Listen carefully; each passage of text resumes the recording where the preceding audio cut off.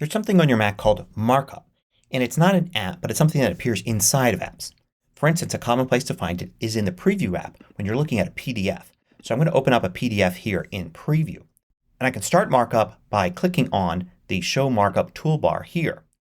And you can see this collection of tools that appears. These are the markup tools. They'll vary slightly depending upon which app you're using and the type of document you're viewing. But basically the idea is that you could use these tools to draw or write on the document. So I can select, for instance, this sketch tool here, and now I can draw on the document. And the sketch tool has some special features. I can have it stay as is. I can switch it to an arrow that approximates the path I drew, or change it to something else. These things will vary depending upon what you drew. So for instance, if I draw a circle like that, you can see how imperfect it is. But now I can choose between the imperfect circle I drew or I can approximate a really good circle. And you can use this tool here, which draws directly on it and doesn't try to convert it to anything. When you use something like this, it's an element here. You can see how I can grab it, move it around. And I can change properties. Like for instance, I can change the color of this line. There are shapes you can draw. So there's arrows, lines, circles, all sorts of things. We can do a circle like this.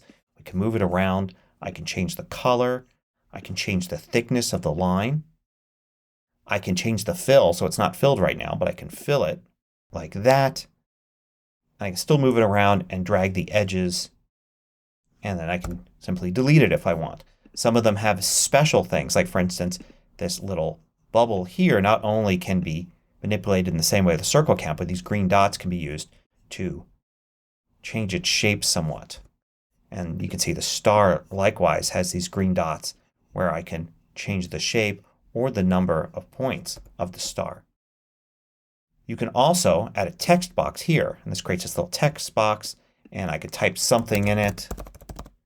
And if I select all the text there, I can change the font and the size and bold it and other things, change the color as well. So let's change the color here to that. And I can use this to annotate the document. Maybe let's draw an arrow like that. Let's make that line a color so we can see it.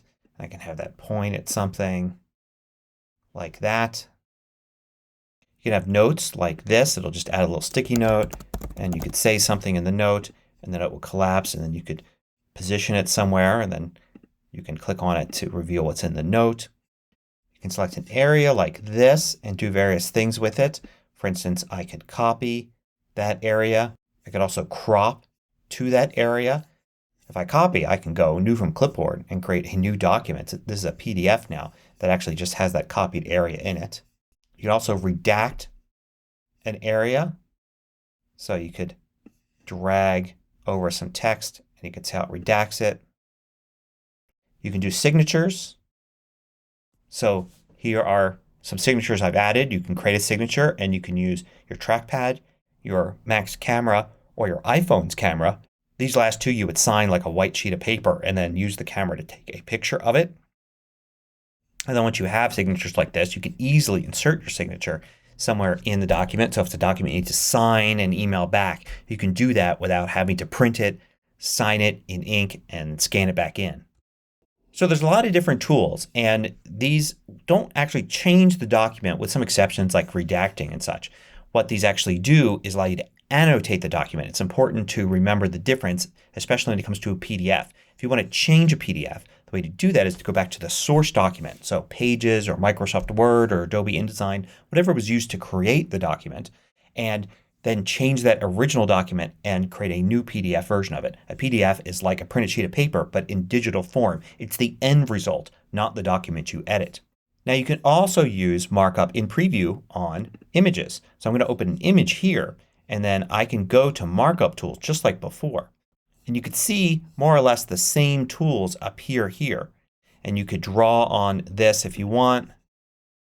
And you can add shapes and move them around and change the color. You have a few extra tools here like adjusting the image that appears here in Markup tools. So I make color adjustments and such. You can adjust the size. So you get different things between PDFs and images. But Preview basically has those two modes. So you can go between PDF and images and mark up both in slightly different ways. And keep in mind with an image, when you save this, the annotations are permanent because the image doesn't have the ability to remember these. A JPEG is just a bunch of pixels. It's not going to remember that these are actual different elements.